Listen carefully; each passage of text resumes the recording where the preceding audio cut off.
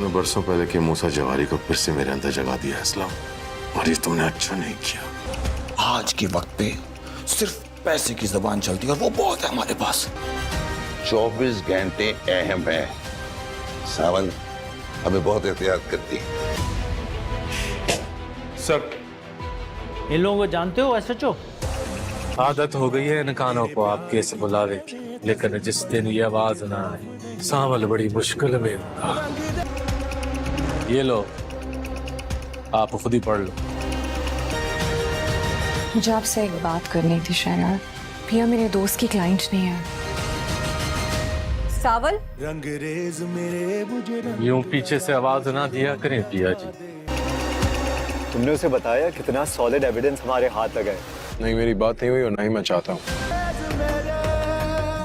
Inspector Babar की मुश्किलात में भी इजाफा हो चुका है क्योंकि सावल और पिया आईजी के पास पहुंच चुके होते हैं और आईजी ने इंक्वायरी करने के लिए इंस्पेक्टर बाबर को अपने ऑफिस में बुला लिया होता है। और जैसे ही इंस्पेक्टर बाबर वहां पर जाएगा तो आईजी के सामने पिया और सावल बैठे होते हैं और आईजी उनसे यही सवाल करता है, क्या आप इन दोनों को जानते हैं? तो बाबर के तो पांव तले से जमीन निकल जाएगी, वो बहुत ज्यादा परेशान हो जाएगा, लेकिन वो डरते डरते जवाब देगा कि जी हाँ, मैं इनको जानता हूँ, ये असलम की बेटी है और ये सावल है। और आईजी उनसे यही बात करेगा, ये तुम्हारे खिलाफ कंप्लेन लेकर आए हुए हैं। और बाबर बहुत ज्यादा डर जाएगा।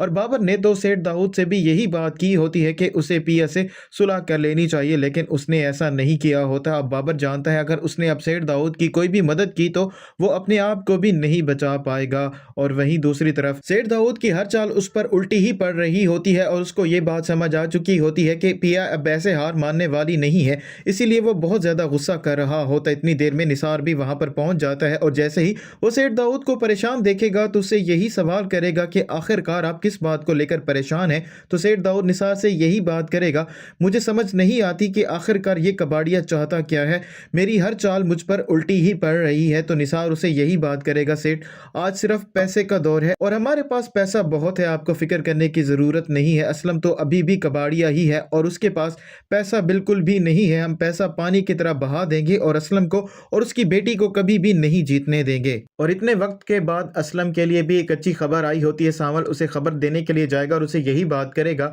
अदालत ने आपको रिहा करने का फैसला कर लिया है और जैसे ही नेक्स्ट हेयरिंग होगी तो आपको बेल मिल जाएगी। और असलम जैसे ही ये खबर सुनेगा वो बहुत ज्यादा खुश हो जाएगा।